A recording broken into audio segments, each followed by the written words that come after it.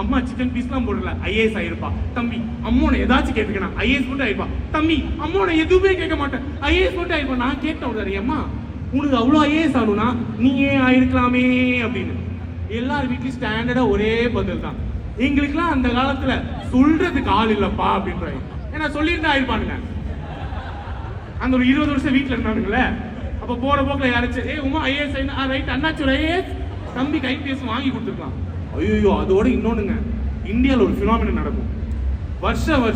வருஷம் இந்தியாவில் ஐஏஎஸ் முடிஞ்சோடனே கண்டிப்பா ஹோல் ஆஃப் இந்தியாவில் ஒரே ஒரு வாட்ச்மேன் குள்ள எங்கேயோ ஐஏஎஸ் ஆயிருக்கும். கரெக்டா ஆயிருக்கும். வாட்ச்மேன் பிள்ளைங்க ஐஏஎஸ் ஆறதுல எனக்கு எந்த வருத்தமும் இல்லைங்க. அநியாயத்துக்கு ஆனந்தம் சந்தோஷம் எல்லாம் எனக்கு இருக்கு. தாராளமா ஐஏஎஸ் ஆக. ஒரே ஒரு வேண்டுகோள், ஐஏஎஸ் ஐடி எங்க வீட்டு நியூஸ் பேப்பர்ல வராதீங்கடா. அன்னைக்கு ருத்ர தாண்டவம் ஆடுவாங்க. பாத்தியா வாட்ச்மேன் குள்ள ஐஏஎஸ் ஆயிடுச்சு பாத்தியா, அதுக்கிட்ட வைஃபை இல்ல, சைக்கிள் இல்ல, பெட்ரூம் இல்ல, எதுவுமே இல்ல. அதெல்லாம் அது ஒன்னால ஏன் ஆக முடியும்? நீங்க அப்பாக்கெல்லாம் திட்டு, ஏங்க அன்னைக்கே சொன்ன வாட்ச்மேன் ஆகுங்க பாருங்க, புள்ள ஐஏஎஸ் ஆக மாட்டாங்க.